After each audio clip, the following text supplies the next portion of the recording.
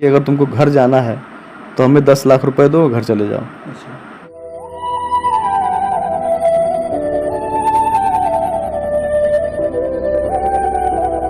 तो खोलता है, उसमें से एक पिस्तौल छोटी सी निकालता है अच्छा। और इशारा, उसको शायद अंग्रेजी नहीं आती थी, तो वो मुझसे बोलता है कि चुप रहो और बैठे रहो। बैठे रहो। पिस्टल।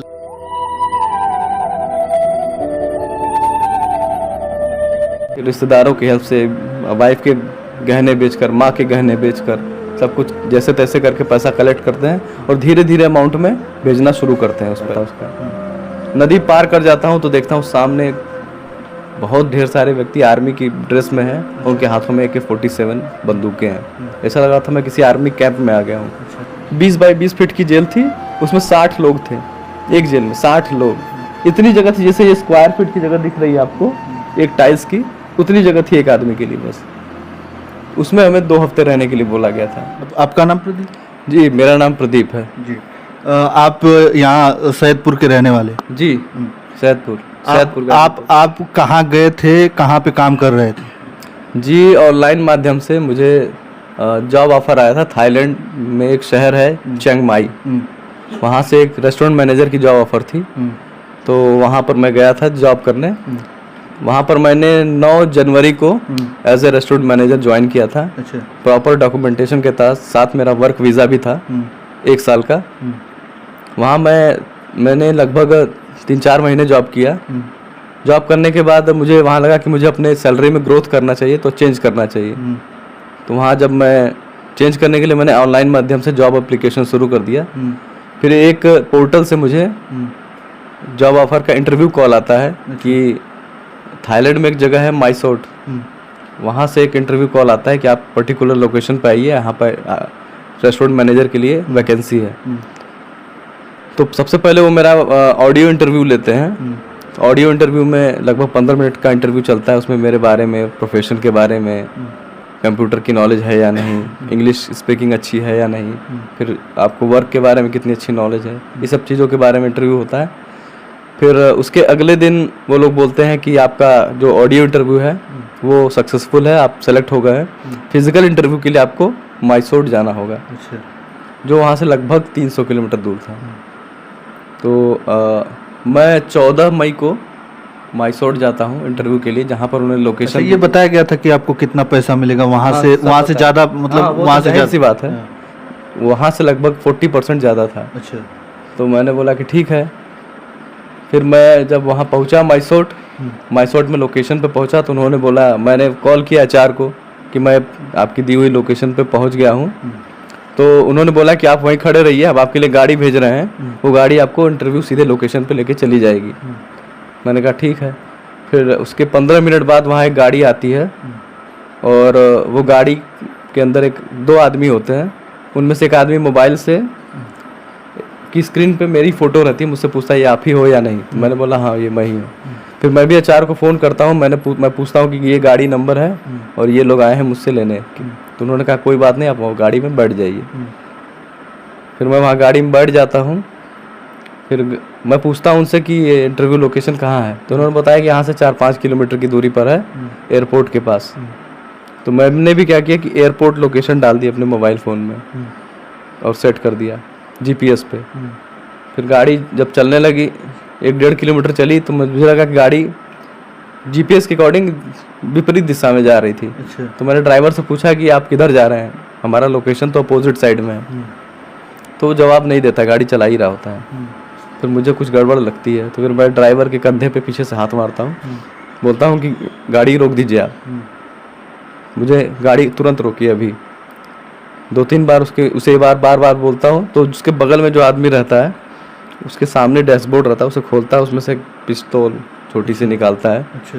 और इशारा, उसको शायद अंग्रेजी नहीं आती थी, तो वो मुझसे बोलता है कि चुप रहो और बैठे रहो। पिस्टल दिखाता है? पिस्टल दिखाने के बाद तो फिर मैं समझ जाता हूँ कि बहुत बड़ी मुसीबत में मैं फंस गया हूँ। फिर गाड़ी लगभग 35-40 मिनट तक चलती रहती है, अच्छी खासी स्पीड में, 80-90 की स्पीड में चलती है। पहाड़ी इलाके में घुस जाती है वो। मेरा मोबाइल मेरे पास ही था उस समय तक। मैं देख रहा था कि मेरी जो गाड़ी है वो म्यांमार बॉर्डर की तरफ जा रही है। अच्छा। फिर धीरे धीरे म्यांमार जो बॉर्डर है उसके एकदम नज़दीक आ जाती है। फिर वहाँ पर मैं देखता हूँ कि एक नदी है, वहाँ पर गाड़ी रोक देते हैं नदी के किनारे। वहाँ ढेर सारे पेड़ भी उगे थे। फिर वहाँ पे पहले से ही 6-7 लोग खड़े थे। जैसे मैं वहाँ पहुँचता हूँ तुरंत मुझे उनको हैंडओवर कर देते हैं। अच्छा। फिर वो मुझे लेके जाते हैं नदी के किनारे। वहाँ पे एक नाव रहती है, नाव में मुझे बैठाते हैं, फिर नाव से नदी को क्रॉस कराते हैं। अच्छा। मैं उस समय भी देख रहा था, मैप में मैं देखा अगर मैं इस नदी को क्रॉस करता हूँ तो मैं म्यांमार में चला जाऊँगा। ये बॉर्डर था शायद। अच्छा, मतलब आप पूरा जो है लोकेशन अपने मोबाइल में देख रहा था मैं। वो मेरा मोबाइल मेरे हाथ से लिए नहीं थे तब तक। फिर नदी क्रॉस करते लगभग 40-50 मीटर की चौड़ाई रहती है नदी की, ज़्यादा चौड़ाई नहीं रहती, लेकिन बहुत तेज़ बहाव रहता है उसका। नदी पार कर जाता हूँ तो देखता हूँ सामने बहुत ढेर सारे व्यक्ति आर्मी की ड्रेस में हैं। अच्छा। उनके हाथों में AK-47 बंदूकें हैं। ऐसा लगा था मैं किसी आर्मी कैंप में आ गया हूँ। अच्छा। और सभी म्यांमार थे, जो नागरिक थे सारे म्यांमार नागरिक थे। मैं समझ गया था कि मैं बहुत गलत लोकेशन पे मैं फंस गया हूँ। मैंने तुरंत अपनी लोकेशन अपनी वाइफ को सेंड कर देता हूँ। अच्छा। और नीचे लिख देता हूँ कि मैं आई एम इन ट्रबल, ऐसा कुछ लिख के भेजता हूँ। प्लस जितने 1-2 लोग और थे जो मेरे थाईलैंड में जहाँ मैं काम करता था, उसमें से एक व्यक्ति को भी मैं अपनी लोकेशन भेजता हूँ और नीचे मैसेज भेजता हूँ कि मैं मुसीबत में हूँ। फिर वो लोग मुझे लेके वहाँ से बगल में ही जहाँ जैसे ही नदी पार करेंगे वहीं पर बहुत बड़ा कैंपस है। बहुत बड़ी बड़ी बिल्डिंगें हैं जिसकी लाल रंग की छतें हैं। वो दिख रहा था मुझे। तो फिर वो मुझे कार में बैठाते हैं वहाँ से, फिर वहीं लेके उसी कैंपस के अंदर लेके जाते हैं। बहुत बड़ा गेट खुलता है, आप गेट के अंदर जाते हैं, सिक्योरिटी गार्ड आते हैं, आपका जो बैग होता है उसे चेक करते हैं, फिर आपका मोबाइल आपसे ले लेते हैं और मोबाइल को स्विच ऑफ कर देते हैं। अच्छा।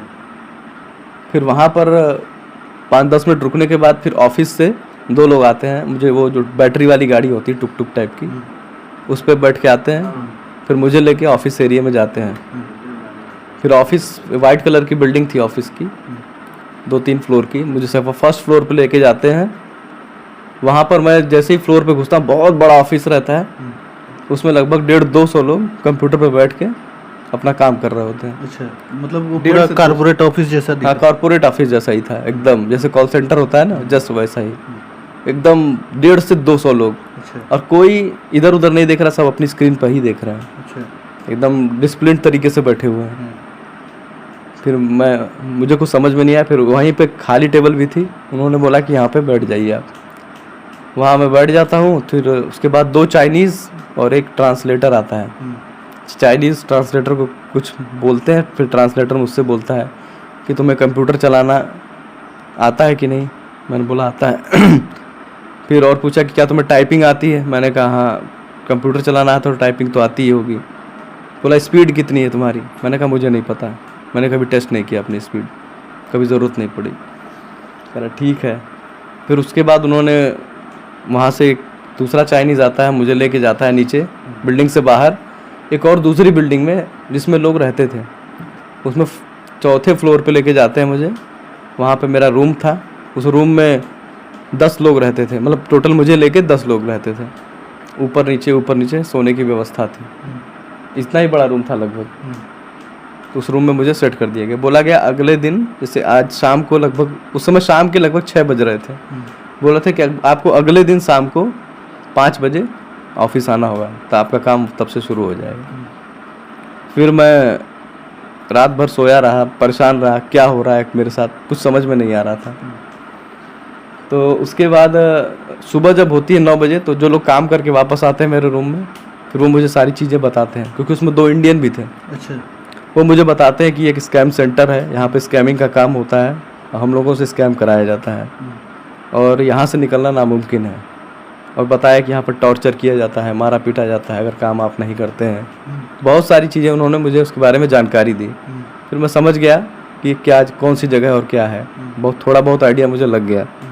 फिर शाम को 5 बजे जब मैं ऑफिस जाता हूँ, तो उन्होंने मुझे ये भी बताया था कि यहाँ पे लोगों को छोड़ा भी जाता है अगर आप कुछ, उनका फिरौती का अमाउंट होता है कुछ 10 लाख रुपए, 12 लाख रुपए, अगर आप पे कर दोगे तो छोड़ भी देते हैं ये लोग। लेकिन उनके मूड के ऊपर है कि वो आपको छोड़ना चाहते हैं या नहीं। तो मुझे लगा कि मैं जाके उनसे ऑफ़र करता हूँ। मैं शाम को जब 5 बजे गया तो उन्होंने मुझे एक कंप्यूटर असाइन कर दिया कि ये टेबल है और आपकी ये कंप्यूटर, आपको इसी कंप्यूटर पे बैठना है डेली आके। तो वहाँ पे जो मैनेजर था चाइनीज़, मैंने उससे बोलता हूँ कि भाई मुझे घर जाना है, मुझे ये सब काम नहीं करना है, मेरे बस का ये काम नहीं है। तो वो बोलता है कि आपके पास कोई ऑप्शन नहीं है, आपको यही काम करना पड़ेगा। मैंने कहा कुछ पैसे, जो भी आपके पैसे चाहिए वो पैसे ले लो मुझसे, अब मुझे छोड़ दो। कह रहा नहीं मुझे पैसे नहीं चाहिए, मुझे काम चाहिए। मैंने उसको 10 लाख बोला, फिर नहीं माना, मैंने 12 लाख बोला, उसके बाद भी नहीं माना। मैं समझ गया कि मानने वाला नहीं है। तो साथ में मेरे जो काम करने वाले लोग थे उन्होंने बोला कि 1-1.5 महीने काम करो, उसके बाद बोलोगे तो शायद मान जाए तुम्हारी बात। फिर मैं बस वही सोचा, मैंने कंप्यूटर पे काम करना मैंने शुरू कर दिया। तो उन्होंने बोला कि 2 हफ्ते की ट्रेनिंग होगी, उसमें आप लोग को सिखाया जाएगा कि कैसे स्कैम करना है, स्कैम करने का तरीका क्या है। तो 2 हफ्ते की ट्रेनिंग में आपको पहले आपकी टाइपिंग स्पीड बढ़ाई जाएगी, फिर उसके बाद सिखाया जाएगा कि स्कैम का प्रोसेस क्या है। 2 हफ्ते की ट्रेनिंग कंप्लीट हो जाती है, उसके बाद मुझे काम दे दिया जाता है। वो व्हाट्सएप पे आपको चैटिंग करके लोगों से उनका डेटा लेना होता था।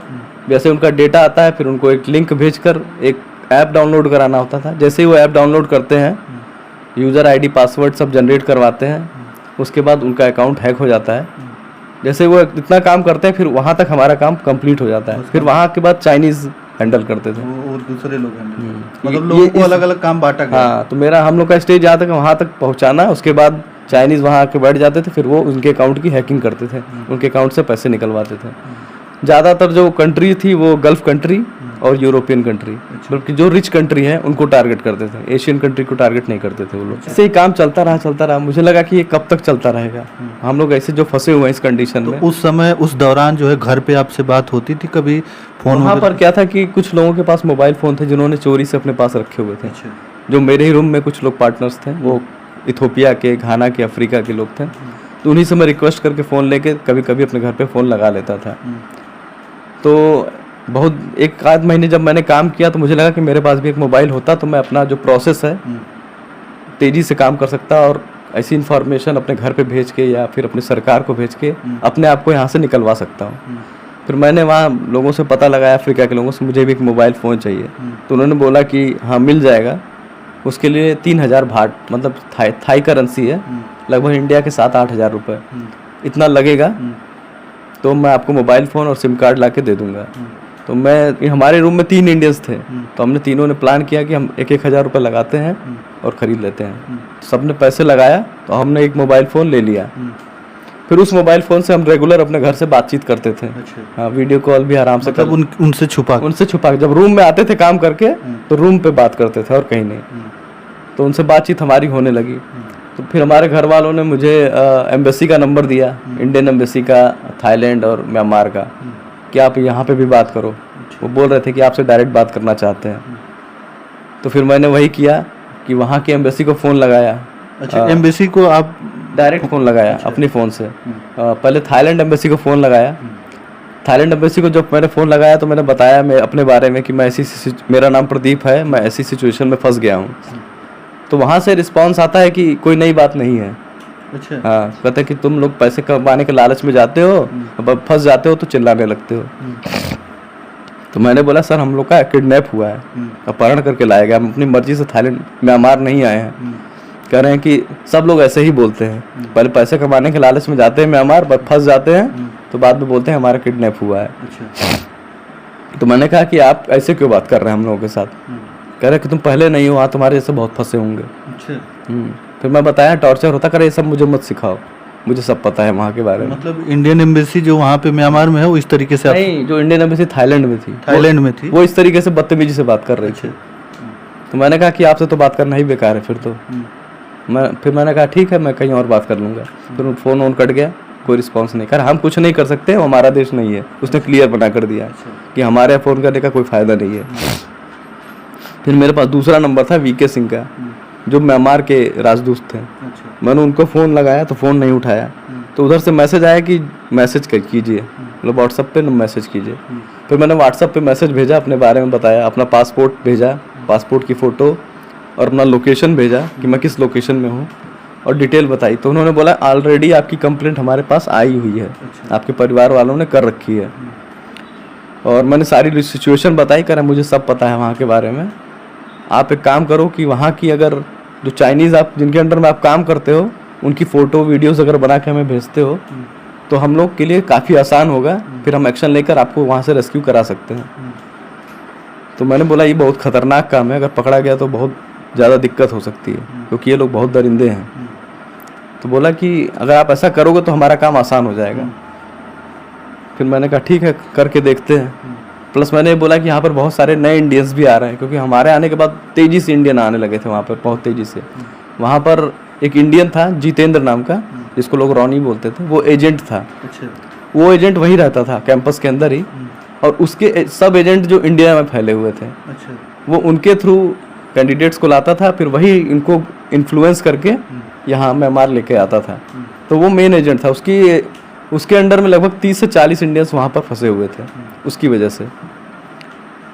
तो फिर ये हुआ, मैंने बोला कि यहाँ पर बहुत सारे इंडियंस आके फंस रहे हैं, तो उन्होंने बोला कि सबका पासपोर्ट आप फ़ोटो खींच के मुझे सेंड करिए। फिर मैं भी वहाँ के इंडियंस को, जो भी लड़के आ रहे थे, उनको कन्विंस करता था कि अगर हमें घर जल्दी जाना है तो हमें अपने पासपोर्ट की कॉपी भेजनी पड़ेगी। जब संख्या ज़्यादा रहेगी तो एक्शन होगा। कुछ लोग मानते थे, कुछ लोग डर जाते थे। जितने लोग भी माने, मैंने लगभग 22-23 पासपोर्ट भेजे वीके सिंह को म्यांमार में। फिर उसके बाद मैं फ़ोन लेकर अपने ऑफिस भी गया, रिस्क लेते हुए वहाँ की वीडियोस बनाया, उनकी फ़ोटो ली चाइनीज़ की, और उसको वीके सिंह को सेंड भी कर दिया म्यांमार में, म्यांमार राजदूत को। फिर उसके बाद मैं अपना काम कर रहा था। 1 जुलाई का दिन था। उस दिन मेरे रूम पे छापा पड़ता है, और मेरे रूम से एक छोटा लैपटॉप और एक मेरा मोबाइल फ़ोन, दोनों वो लोग पकड़ लेते हैं। पकड़ने के बाद मेरे मोबाइल को पूरा एक्सेस करते हैं। एक्सेस करने में उनको सारे वीडियोस मिल जाते हैं। बैकअप मैंने डिलीट कर दिया था, लेकिन उनको बैकअप से पता नहीं कैसे वो निकाल लिया सारा उन्होंने। लैपटॉप में तो कुछ मिला नहीं, क्योंकि मैं लैपटॉप पे काम नहीं करता था, सारा घरेलू डाटा था उसमें। उन्होंने मेरा मोबाइल ले लिया, और फिर उसके बाद सारा बैकअप ले लिया। फिर वहाँ कंप्यूटर पे मैं काम कर रहा था, वहाँ से मुझे डिटेन कर लेते हैं और उठाकर अपने टॉर्चर रूम में लेके जाते हैं।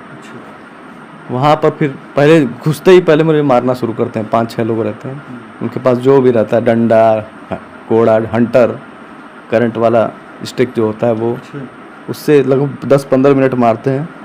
तो मारने के दौरान एक आदमी का जो डंडा होता है मेरे सर पे लग जाता है, तो मेरा सर फट जाता है वहीं पे। मैं वहीं गिर जाता हूँ, बेहोश, मैं बेहोशी हो गया था, क्योंकि मुझे दिख नहीं रहा था कुछ भी। फिर वहाँ से कुछ लोग उठा के लेके मुझे जाते हैं। अब कहाँ लेके जा रहे हैं मुझे कुछ आइडिया नहीं। तो शायद अस्पताल, वहाँ के जो क्लिनिक था उसमें लेके जाते हैं। वहाँ पे टाँका लगाया जाता है मुझे। टाँका लगाने के बाद फिर वापस वहीं ले आते हैं, और फिर वहीं छोड़ के चले जाते हैं। तो 1 जुलाई का दिन था। फिर जब मुझे होश आता है तो वो 3 जुलाई रहती। उस दिन मैं एक दिन पूरा बेहोश था, मुझे आइडिया नहीं क्या हो रहा था। फिर 3 जुलाई को जब होश आता है तो उस दिन थोड़ा बहुत खाना मैं खाता हूँ, चावल या समथिंग। उसके बाद फिर वो लोग शाम को आते हैं पूछने कि मोबाइल कहाँ मिला तुम्हें ये। तो फिर मैं बताता हूँ कि जो यहाँ के अफ्रीका के लोग हैं उन्होंने मुझे मोबाइल प्रोवाइड कराया था।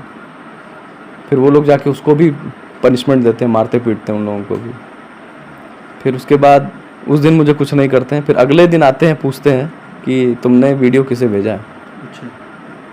तो मैं बोलता हूँ कि वीडियो मैंने अपने परिवार वालों को भेजा, मेरी वाइफ को भेजा मैंने। तो बोलते हैं झूठ मत बोलो, सच बताओ, नहीं तो हम तुम्हें बहुत मारेंगे। मुझे पता था कि अगर मैं बताऊंगा सच तो फिर मुझे बहुत ज़्यादा ही मारेंगे, या फिर मार भी सकते हैं जान से भी। तो मैंने बोला नहीं, मैंने अपने घर वालों को ही भेजा। कह रहा क्यों भेजा। मैंने बोला कि घर वाले देखना चाहते थे कि मैं किस कंडीशन में वहाँ पे काम कर रहा हूँ, मैं सुरक्षित हूँ या नहीं, इसलिए मैंने ये वीडियो बनाई थी। तो उन्होंने बोला कि हम बेवकूफ़ नहीं हैं, हम दुनिया को बेवकूफ़ बनाते तो हमें बेवकूफ़ नहीं बना सकते, सच बताओ। तो मैं अपने स्टेटमेंट पे कायम रहा कि मैंने अपने वाइफ को ही भेजा था। फिर वो लोग मुझे बेतासा फिर उसी तरह मारना पीटना शुरू कर दिया। फिर सर को बचाते हुए गर्दन के नीचे मार रहे थे, केवल सर पे नहीं मार रहे थे।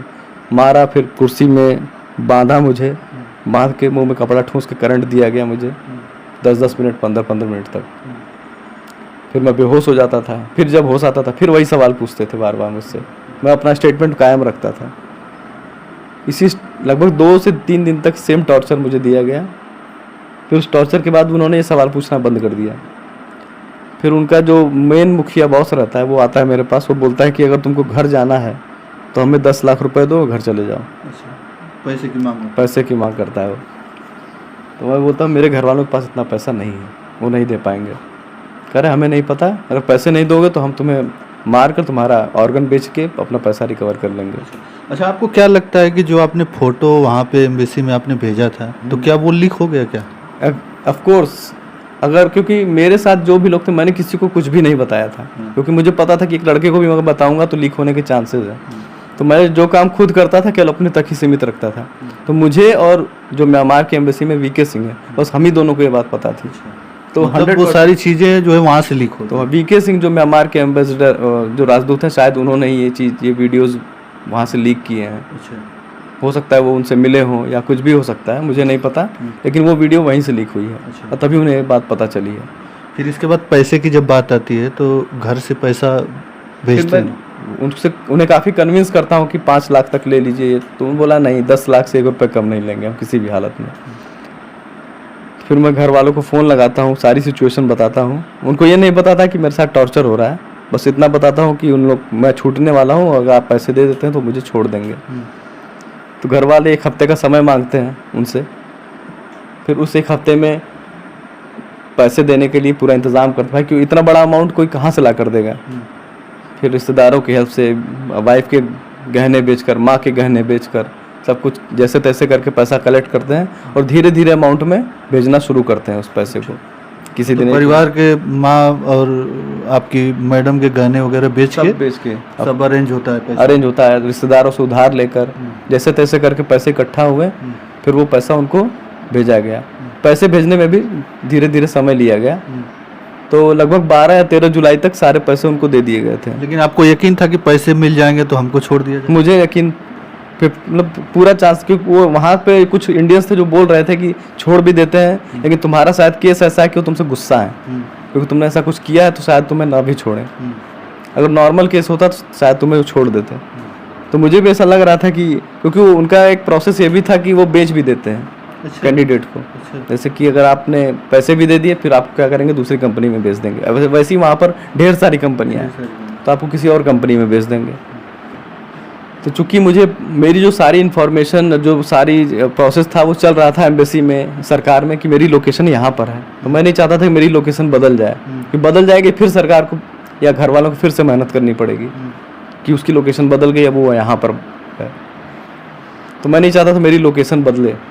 तो जैसे तैसे पेमेंट कर दिया। फिर 6 या 7 जुलाई को जब पेमेंट मेरी चल रही थी, उसी टाइम एम्बेसी से एक लेटर आता है। उसमें एम्बेसी लेटर आता है, उसमें 47 इंडियन की लिस्ट रहती है। अच्छा। कि इतने 47 इंडियन जो हैं इस कंपनी में फंसे हुए हैं। लेकिन बस लेटर आता है, कोई राजदूत या कोई आदमी नहीं आता है। तो हम लोग को लगता है कि हमारी एम्बेसी अब हमें छुड़ाने के लिए आ रही है। तो मैं बीच में अपने पेमेंट को रुकवा भी दिया था अपने भाई से बोल के कि पेमेंट मत कीजिए, आज ही लेटर आया, हो सकता है हम लोग 1-2 दिन में रिलीज़ हो जाएं एम्बेसी के थ्रू। तो 1-2 दिन तक पेमेंट नहीं आती है उनके पास, और हम लोग सब बोलते आज आ रही है, कल आ रही है, 9 तारीख को आ रही, 10 तारीख को। मैं 2-3 दिन वेट किया लेकिन नहीं आई। जब पेमेंट नहीं आती तो उनको भी चाइनीज़ गुस्सा हो जाते हैं, फिर आके मुझे मारना शुरू कर देते हैं कि तुम्हारे पेमेंट क्यों नहीं आ रही है। फिर घर पे फ़ोन करवाते हैं मेरे, फिर मैं फ़ोन करता हूँ तो अपने घर वालों से बोलता हूँ कि, फिर मुझे यकीन हो जाता है कि एम्बेसी कुछ नहीं करने वाली, ये लोग बस लेटर भेज दिया लेकिन कुछ कर नहीं पाएंगे। फिर घर वाले पूरा पेमेंट करते हैं, जितना पेमेंट आप ही करते हैं कि और भी कई लोग? मेरे भैया करते थे। नहीं, जैसे आपके घर से आता है और भी कुछ लोग रहे होंगे साथ में? नहीं, साथ में तो कब आए, जब वो लिस्ट आ जाती है ना, लिस्ट आ जाती है तो ऊपर से लिस्ट में 6 लोगों का नाम था। अच्छा। मतलब जिन लोगों ने पैसा दिया? नहीं, लिस्ट में कुछ लोगों का नाम था, 6 लोगों को और लाकर मेरे रूम में डाल देते हैं, वो भी इंडियंस थे। अच्छा। फिर उनको भी सेम वही टॉर्चर जो मुझे दे रहे थे उनको भी देना शुरू कर देते हैं। कहते हैं अपने घर पे फ़ोन लगाओ और पैसे दो और घर जाओ, क्योंकि उनको ये पता चल गया था कि इनको आज नहीं तो कल घर भेजना ही पड़ेगा, फिर लॉन्ग टर्म इसको हम रख नहीं सकते अब। तो उन्होंने टॉर्चर करना शुरू कर दिया बाकी लोगों को भी। तो बाकी लोग भी अपने घर पे फ़ोन लगाते थे और पैसे वो भी मंगवाना शुरू कर दिए थे। फिर 19 जुलाई को क्या होता है, 18 जुलाई को एक म्यांमार का ऑफिसर आता है, बड़ी रैंक का ऑफिसर रहता है वो, उसके हाथ में 6 लोगों का पासपोर्ट की कॉपी रहती है। जो 6 लोग मेरे साथ थे उनके पासपोर्ट की कॉपी रहती है, और वो आता है, बोलता है मुझे इनको रिलीज़ करना है। जो वहाँ का मैनेजर होता है चाइनीज़, उससे बोलता है कि इनको रिलीज़ करना है। तो बोलता है कहाँ पर हैं ये लोग? तो वो बगल में ही रूम था जिसमें हम लोग को बंद किया गया था, तो बोलता है इसी रूम में बंद है वो लोग। वो ऑफिसर जाता है रूम में, देखता है हम लोग अधमरी हालत में पड़े हुए हैं, तो देखता है कि वहाँ पर मैं भी हूँ।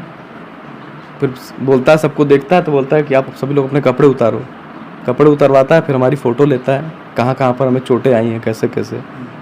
फ़ोटो लेने के बाद बाहर जाता है, फिर उससे कुछ गुस्से में बातचीत करता है कि ये यहाँ पर क्यों पड़े हुए हैं, जो भी मुझे नहीं पता, वो अपनी भाषा में बात कर रहे थे। तो वो चाइनीज़ जो ट्रांसलेटर होता है, वो जो ऑफिसर होता है, कहता सबको बाहर लेके आओ। फिर हम सभी को बाहर लाया जाता है, उसके हाथ में वो लिस्ट होती है, तो सभी को वो बुलाता है। 6 लोगों की पासपोर्ट जो इसकी फ़ोटोकॉपी उसके पास थी, मेरी उसमें फ़ोटोकॉपी नहीं थी। तो मुझे भी बुलाता है, पूछता है कि तुम्हारा लिस्ट में नाम है क्या। वो 47 लोगों की लिस्ट भी थी उस पर उसके पास। तो मैं बोलता हूँ, मैं चेक करता हूँ लिस्ट में, तो 19वें नंबर पे मेरा भी नाम उसमें रहता है। मैंने कहा हाँ सर, मेरा भी नाम है। तो चाइनीज़ वाला जो मैनेजर होता है वो बोलता है कि अभी तक इनका पेमेंट नहीं हुआ है, तो हम इन्हें नहीं छोड़ सकते। उनको, आर्मी को बोलता है ये बात, लेकिन मुझे बोलता है कि इस लड़के का पेमेंट हो चुका है, आप इसको लेके जा सकते हैं, मुझे बोलता है वो। तो जो ऑफिसर रहता है वो बोलता है ठीक है, मैं तुम्हें 2 दिन का टाइम देता हूँ, आप 2 दिन में इनसे पेमेंट ले लो जो भी है, और बाकी मैं इसको लेके अपने साथ जा रहा हूँ। तो मुझे वो वहाँ से निकाल ले जाते हैं। और उसी कैंपस में आर्मी का भी एक 2-3 कमरा बना होता है, उस कमरे में जाके मुझे वहाँ पर रख देते हैं। बोलते हैं अब तुम्हें यहाँ पर डरने की ज़रूरत नहीं है, तुम्हारा रेस्क्यू हो चुका है, अब तुम यहाँ से सीधे घर जाओगे। फिर खाना वाना ला कर देते हैं जो भी। फिर उसके बाद 2 दिन तक मुझे वहीं उसी रूम में मैं रहता हूँ। फिर 2 दिन बाद वो भी दोनों सब जो 6 लड़के थे वो भी आते हैं। उनकी कंडीशन भी एकदम बुरी हालत, 2 दिन तक उनको बहुत बुरी तरह मारा गया था पैसे के लिए। उन्होंने भी पेमेंट किया अपने घर वालों को, किसने कितना कितना किया मुझे नहीं पता, लेकिन उन सब ने पेमेंट किया था। वो भी सब 6 आते हैं जब यहाँ पर। फिर वहाँ 20 तारीख को हम लोग का रेस्क्यू होता है। आर्मी की गाड़ी आती है, हमें लेकर यहाँ से कंपनी के बाहर लेकर चली जाती है। फिर वहाँ पे एक आर्मी कैंपस होता है 35 किलोमीटर दूर, मेवाड़ी नाम की जगह है, वहाँ लेके जाते हैं। वहाँ पर आर्मी कैंपस में हमें रखते हैं। फिर आर्मी कैंपस में 1 दिन वहाँ रखते हैं हमें, और फिर उसके अगले दिन वहाँ पर जिस दिन हमको वहाँ लेके जाते हैं, वहाँ पर हमारी मुलाकात होती है शंकर नाम के एक आदमी से। शंकर जब हम पहुँचते तो शंकर वहाँ पर उतर के हमारा वेलकम करता है, कहता है मुबारक हो, आप लोग छूट चुके हैं। फिर हम पूछते हैं आप कौन, तो बताता है कि मेरा नाम शंकर है, इंडियन गवर्नमेंट ने मुझे अपॉइंट किया है आप लोग को रेस्क्यू करने के लिए। तो हम लोग को बहुत खुशी हुई कि बहुत अच्छी बात है। फिर वो बताता है कि ये जो 6 लोग हैं, इनके परिवार वालों ने मुझे पैसे दिए थे 2,70,000 समथिंग, तो इसलिए मैंने इनका रेस्क्यू किया था, क्योंकि खर्चा है निकालने का, आर्मी को पुलिस को हमें पैसा देना पड़ता है निकलवाने का खर्चा। आपका पेमेंट नहीं हुआ है तो आपको भी ये पैसा देना पड़ेगा, और पैसे। हाँ, तो मैंने कहा मैं ऑलरेडी पैसा दे के आया हूँ, कर उस पैसे से मेरा कोई लेना देना नहीं, ये पैसा हम रेस्क्यू ऑपरेशन में जो खर्च करते हैं उसका खर्च है। तो मैंने कहा ठीक है। तो वो इंडियन गवर्नमेंट का ही आदमी था ना? वो बताता है ऐसा है मुझे, कि वो ऐसा बताता है मुझे। मैंने कहा ठीक है।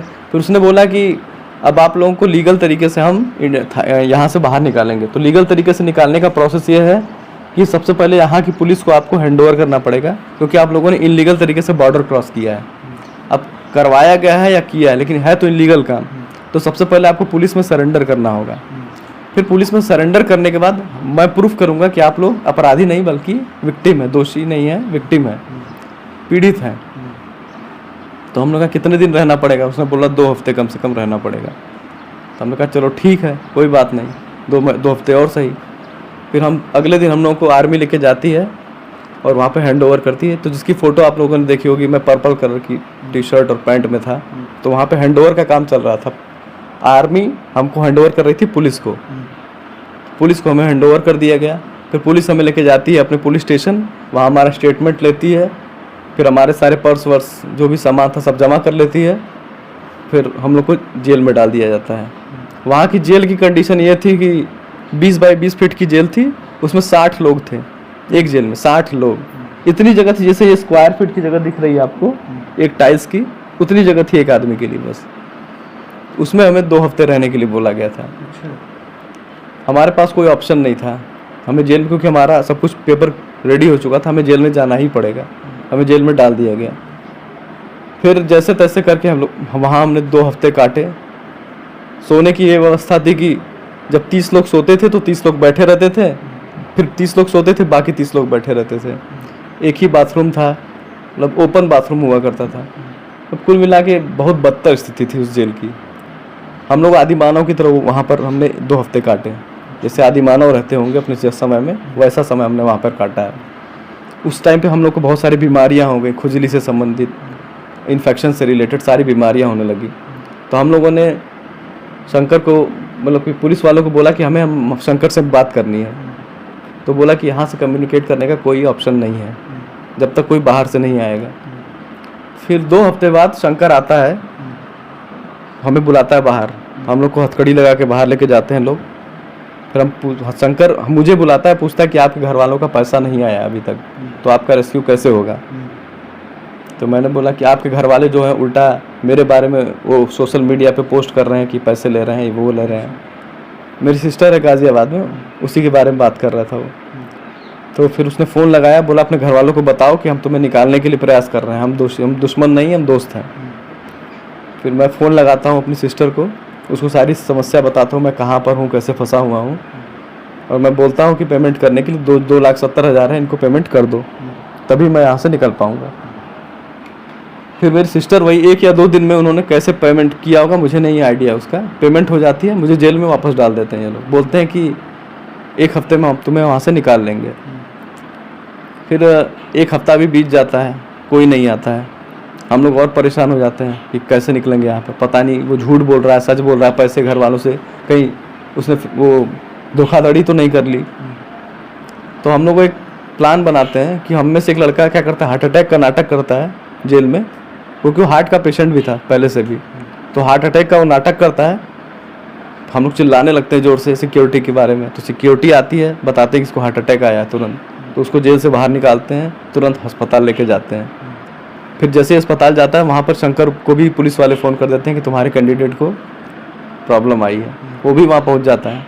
फिर वहाँ पर वो उससे बातचीत होती है उसकी, वो बताता है कि हम लोग यहाँ फंसे हुए हैं, तुम कर क्या रहे हो, पैसे भी दे दिए हमने, सब कुछ दे दिया, अभी तक हम निकल क्यों नहीं रहे। तो बोला कि हम लोग सोमवार को तुम्हें निकाल देंगे, 19 अगस्त का दिन था, कह रहा 19 अगस्त को हम तुम्हें निकाल देंगे।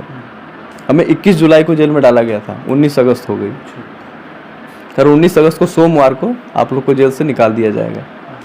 फिर 19 अगस्त का दिन आता है, उस दिन हम लोग को जेल में सुबह 8 बजे निकाल दिया जाता है। फिर हमारी सामने शंकर खड़ा होता है, उससे मुलाकात होती है सबकी। फिर वो मेरे हाथ में एक मोबाइल फ़ोन देता है, बोलता है आपके घर वालों ने इसका पैसा दे दिया है और ये मोबाइल फ़ोन आपके घर वालों ने आपको दिया है, आप बात कर सकते हैं। फिर मैं अपने घर पे फ़ोन लगाता हूँ अपनी सिस्टर को, उस दिन रक्षाबंधन का दिन था, तो उससे मेरी बात होती है। फिर वो रोने लगती है, मैं भी रोने लगता हूँ। फिर मैं सारी डिटेल देता हूँ कि आज हम लोग यहाँ से रिलीज़ हो रहे हैं, हम लोग को थाईलैंड आज भेजा जाएगा, इसके आगे मुझे कोई जानकारी नहीं है।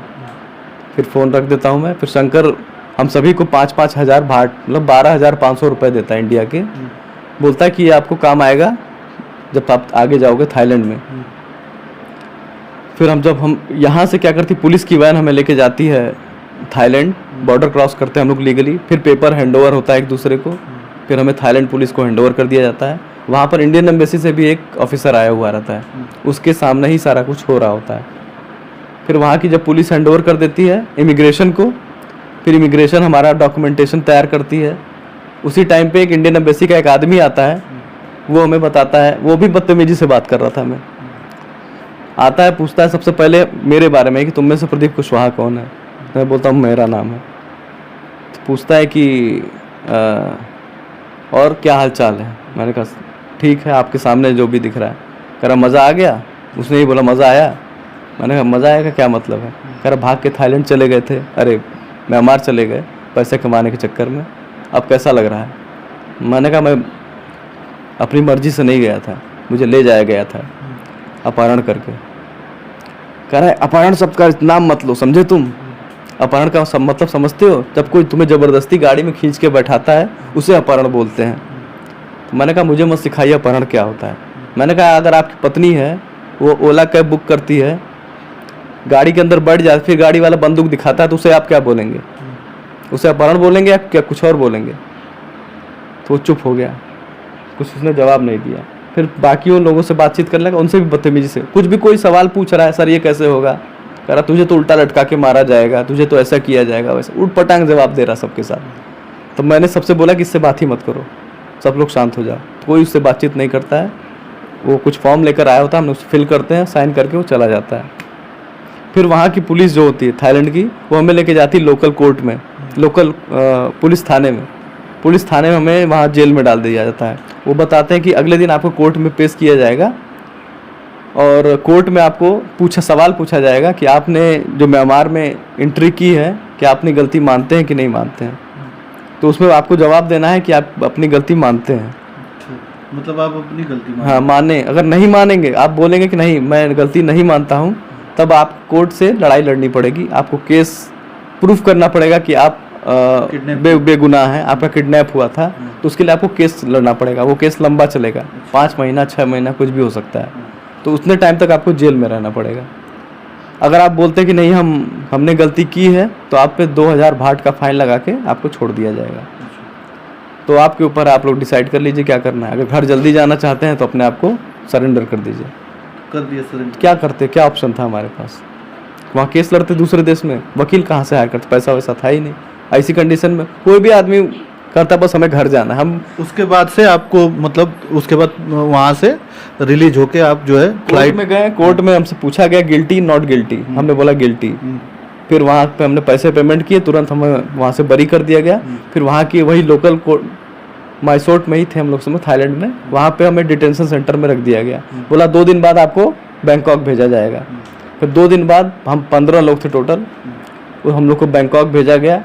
बैंकॉक में भी एक डिटेंशन सेंटर था जहाँ से लोगों को डिपोर्ट किया जाता है उनके देश, जो भी जहाँ के होते हैं। तो फिर वहाँ पे जब वहाँ हम पहुँचे तो वहाँ पर जब गए तो वहाँ भी देखा कि छोटे से कमरे में ढेर सारे लोग भरे हुए थे, भेड़ बकरी की तरह। उसमें बहुत सारे इंडियंस भी थे। फिर वो हमें बताते हैं वहाँ के बारे में कि यहाँ पर जो एम्बेसी है वो भेजने में कभी 1 महीना से 1.5 महीना ले लेती है एक आदमी को उसके घर भेजने में। फिर उसी के अगले दिन एम्बेसी आती है भारत की, हम 6 लोगों को बुलाती है, बताती है कि हम आपको यहाँ से भेजेंगे, डिपोर्ट करेंगे आपके घर। शुक्रवार का दिन था, बोली कि सैटरडे संडे हमारा ऑफ रहता है, मंडे को जन्माष्टमी है, छुट्टी रहेगी, मंगलवार से आपका प्रोसेस शुरू होगा और 1 हफ्ता वर्किंग डेज लगेगा। उसके बाद आपका पेपर फाइल तैयार होगा, उसके बाद आपके घर वाले टिकट कटा के देंगे। पैसा वो टिकट नहीं कटाएंगे, हमारे घर वाले ही टिकट कटा के देंगे। फिर उसी फ्लाइट में आपको टिकट कटा के हम लोग आपके घर भेजेंगे। तो मैंने पूछा इस प्रोसेस में लगभग कितना टाइम लग जाएगा? तो उन्होंने बोला कि लगभग 15 से 20 दिन का समय लग ही जाता है, क्योंकि उसमें छुट्टियाँ भी होती हैं बीच बीच में। हमने कहा चलिए ठीक है, कोई बात नहीं। उसके बाद क्या होता है कि हम लोग जब वापस अपने डिटेंशन सेंटर में जाते हैं, वहाँ पे एजेंट हमें मिलते हैं। वो ये बोलते हैं कि अगर आप हमें 60,000 रुपये देते हैं, हम आपका कल का टिकट निकाल के घर भेज सकते हैं। हम लोग को यकीन नहीं होता कि ऐसा भी हो सकता है। तो वहाँ के जो पुराने लोग थे उनसे पूछते हैं तो उन्होंने बोलता है सच बात है ये, यहाँ बहुत सारे लोग जिनके पास पैसे नहीं वो पड़े हुए हैं, जिनके पास हैं वो चले जाते हैं। फिर हमारा एक दोस्त था सुनील, वो भी 15 अगस्त को गया था, वो भी वहाँ पर काम करता था। तो 15 अगस्त को स्वयं उसी एजेंट के माध्यम से ही घर गया था। तो हमें कंफर्म था कि एजेंट जो है वो सही है। तो हम अपने घर वालों को फ़ोन लगाते हैं। वहाँ फ़ोन लगाने के लिए 1000 रुपये पे करना पड़ता था अपने ही मोबाइल से। 1000 रुपये घूस लेते थे, तब हमें फ़ोन करना अलाउ होता था। घर वालों को फ़ोन लगाया, हमने बताया ऐसी सी सिचुएशन है, ये एजेंट का अकाउंट नंबर है, इसमें 60,000 रुपये भेजिए तो ये हमारा टिकट बना देंगे। तो शनिवार को हमने पेमेंट किया था 60,000 रुपये सभी 6 लोगों ने। और हमारा क्योंकि सैटरडे संडे ऑफ होता है, मंगलवार सोमवार को जन्माष्टमी थी, मंगलवार का हमारा टिकट निकाला जाता है शाम को 5 बजे का इंडिगो फ्लाइट से। तो मंगलवार को हम लोग को फ्लाइट में मतलब यहाँ से भेजा जाता है, फ्लाइट में बैठाया जाता है। रात को 8 बजे हम लोग इंडिया पहुँच जाते हैं। इंडिया पहुँचने के बाद हमारे घर वाले एयरपोर्ट के बाहर हमारा वेट कर रहे हैं। उनको पता था सब कुछ, मेरी भैया थे, मेरी बहन थी, मेरे ससुर जी थे, सब लोग वेट कर रहे थे बाहर। हम लोग वहाँ से जैसे ही फ़्लाइट से बाहर निकलते हैं, इमिग्रेशन के लोग हमें पकड़ लेते हैं, हमारा पासपोर्ट भी ले लेते हैं। फिर हम लोग को साथ में लेके जाते हैं, एक ऑफिस एरिया का लोकेशन था, वहाँ बैठा देते हैं, बोलते हैं वेट कीजिए, आप लोग को बुलाया जाएगा। हमारा पासपोर्ट लेके चले जाते हैं। फिर वहाँ पर हम लोग 9 बज गए, 10, 11, 12, 1, 2 बज गया, कोई नहीं आया। हाँ, फिर हम लोगों ने वहाँ के लोगों से बातचीत की, भाई सिक्योरिटी से बोला कि हमें कब बुलाया जाएगा, हमारे घर वाले बाहर परेशान हो रहे हैं। तो फिर 2 बजे कॉल आता है कि आप लोग आइए इमिग्रेशन ऑफिस में। फिर 2 बजे हम लोग इमिग्रेशन ऑफिस में जाते हैं, फिर वहाँ बैठा दिया जाता है। 3, 4, 5 बज जाते हैं। 6 बजे वो हमें बुलाते हैं, फिर 5 मिनट हमारा इंट्रोगेशन लेते हैं कि अरे पूछताछ करते हैं कि आप कैसे गए थे, क्या क्या हुआ था। हम लोगों ने शॉर्ट में बताया, उसके बाद पासपोर्ट लिया हमारा, हमें हाथ पे देख के बोला आप जा सकते हैं। तो फिर मैं वही पूछा उनसे कि आप लोगों ने इतने घंटे 11 घंटे बैठा के क्यों रखा हमें, हमारी क्या गलती थी। कह रहा अरे प्रोसेस का है ये। फिर मैंने जानबूझ के प्रेशर बनाया, मैंने कहा सर ये तो कोई बात नहीं है, हम लोग भूखे हैं, आप लोगों ने खाना तक नहीं दिया, पानी भी नहीं दिया, हमारे घर वालों ने वहाँ खाना भी रखा था, रिक्वेस्ट किया कि ये खाना हमारे तक पहुँचा दे, खाना तक नहीं पहुँचाया उन लोगों ने हमारे पास। तो उन्होंने बोला कि आपके घर वालों ने सोशल मीडिया पे बहुत परेशान किया था लोगों को, इंडियन एम्बेसी को, इमिग्रेशन को, तो इसलिए हो रहा है आपके साथ ये सब। फिर उसके बाद हम लोग बाहर निकलते हैं, घर वालों हमें रिसीव करते हैं, सब लोग अपने अपने घर जाते हैं। घर आते हैं तो तमाम जो राजनीतिक पार्टियां के लोग जो है आते हैं, आपको बताया? पहले तो मैं गाजियाबाद जाता हूँ, मेरी सिस्टर जहाँ गाजियाबाद में थी, आपने वीडियो भी देखा होगा, एक गले लगा के रोते हुए। वहाँ मैं 1 दिन रहा, मेरे पास कपड़े उपड़े कुछ नहीं थे, तो वहाँ मैं अपने लिए कपड़े उपड़े खरीदता हूँ। फिर उसके अगले दिन सुहेलदेव एक्सप्रेस से टिकट कटा के आता हूँ, तो उड़ियार स्टेशन पर उतरता हूँ। वहाँ जो यहाँ के मेरे जो रिलेटिव्स थे, हम मेरे जो दोस्त यार थे और यहाँ के जो जनता थी, वहाँ पे मेरा बहुत अच्छा स्वागत करते हैं। फिर वहाँ से जब घर आते हैं, घर पे बहुत सारे लोग स्वागत करते हैं। फिर उसके अगले दिन जो जौनपुर के सांसद हैं बाबू सिंह कुशवाहा जी, वो आते हैं, हमसे मुलाकात करते हैं, सहानुभूति जताते हैं। फिर उसके अगले दिन गाजीपुर के सांसद अफजाल अंसारी जी आते हैं, वो भी आते हैं, वो भी सहानुभूति जताते हैं। वो आज का दिन है। लेकिन मतलब कोई कभी कहा नहीं कि पैसे कहाँ से जुटे? वो सहायता की बात किसी ने कही कुछ नहीं, सबने सहानुभूति जताई कि आपने बहुत हिम्मत दिखाई, सब कुछ किया, लेकिन कभी किसी प्रकार की वित्तीय सहायता की बात किसी ने नहीं की। लेकिन ये भी नहीं कहा कि जब आपको ज़रूरत थी, आपके परिवार को लोगों की ज़रूरत थी, जब आप किडनैप हो चुके थे, उस समय भी कोई नहीं आया? नहीं, उस समय कोई नहीं आया, लेकिन जब प्रॉब्लम सॉल्व होगी, मैं घर आ गया तो सब लोग आ रहे हैं। उस समय तो हमारे घर वाले भाग भाग के जा रहे थे, कोई मदद करने को तैयार नहीं था। चलिए, हमारे साथ प्रदीप कुशवाहा जो थाईलैंड में गए थे और पैसे कमाने के लिए गए थे, हालांकि कुछ दिन काम भी किए थे, लेकिन इनका किडनैप हो जाता है म्यांमार में। और ये वीडियो उनके लिए है जो पैसे कमाने के लिए जाते हैं, वो सोचते हैं कि हम जाएंगे और अब पैसे कमाएंगे तो अपने घर का जो घर की समस्या है तमाम उसको सॉल्व कर सकते हैं, अपने घर की देख रेख कर सकते हैं। लेकिन ये प्रदीप कुशवाहा है जो उस बात का गवाह है कि इन्हें कितनी प्रताड़ना झेलना पड़ा। म्यांमार में किडनैप हो जाते हैं, किडनैप होने के बाद क्या क्या इनके साथ होता है, सारी कहानी इन्होंने बयां की है। तो थोड़ा सा अगर आप जाते हैं बाहर, कंट्री से बाहर जाते हैं, इंडिया से बाहर जाते हैं, तो सोच समझ के और जांच परख के जाएं, है ना प्रदीप जी? जी जी। क्या कहेंगे जो लोग जाते हैं बिना सोचे समझे, कहीं भी जाके फंस जाते हैं? जी, मैं इसमें देखिए दोनों पक्ष को देना, एक भारत सरकार को भी मेरी उनसे अपील ये रहेगी कि जब भी कोई यहाँ से अगर थाईलैंड या किसी ऐसी कंट्री में जा रहा है, तो वहाँ पर जो भी इस प्रकार की घटनाएं घट रही हैं, क्योंकि ये घटना आज से नहीं घट रही, 2016 से घट रही है, तो सरकार भी इसके बारे में पूरी तरह अवेयर है, उसको पूरी जानकारी है। तो जब भी कोई यहाँ से जाता है तो इमिग्रेशन की ये जिम्मेदारी है कि उसको वो जानकारी दे, क्योंकि जब आपकी इमिग्रेशन होता है तो पूछताछ की जाती है, आप क्यों जा रहे हैं, किस लिए जा रहे हैं। तो पूछताछ के दौरान उसको हिदायत देनी चाहिए कि वहाँ पर ऐसा ऐसा भी होता है, आपको सतर्क रहना चाहिए। जबकि भारत सरकार ऐसा कोई काम नहीं कर रही है। इतने बड़े पैमाने पे मानव तस्करी हो रही है, लेकिन सरकार अवेयरनेस, किसी भी प्रकार का अवेयरनेस प्रोग्राम नहीं चला रही है। तमाम जो लोग हैं, और भी लोग फंसे होंगे, बहुत सारे इंडियंस अभी फंसे हुए हैं, जिनके पास पैसे नहीं है वो वहाँ फंसे हुए हैं, जिनके पास पैसे हैं वो निकल के आ जा रहे हैं। लगभग कितना पैसा खर्च हुआ था आपके परिवार से? पूरा टोटल खर्चा अगर देखा जाए तो लगभग 15 लाख रुपए मेरे घर के खर्च हो चुके हैं। 13 लाख तो पेमेंट करने में खर्च हो गए, बाकी 2 लाख तो दौड़ भाग में खर्च हो गया। मतलब 15 लाख रुपए खर्च करके प्रदीप कुशवाहा अब अपने घर पे आए हैं और सही सलामत हैं। तो हम यही कहेंगे कि कहीं भी जाने से पहले कम से कम उसको जांच परख लें कि सही है कि नहीं है, क्योंकि इस तरीके का फ्रॉड होता है। तो हमारे साथ प्रदीप मौर्य थे और प्रदीप कुशवाहा थे, और तमाम सारी बातें जो है इन्होंने बताई। तो चलिए, इस वीडियो में इतना ही, धन्यवाद।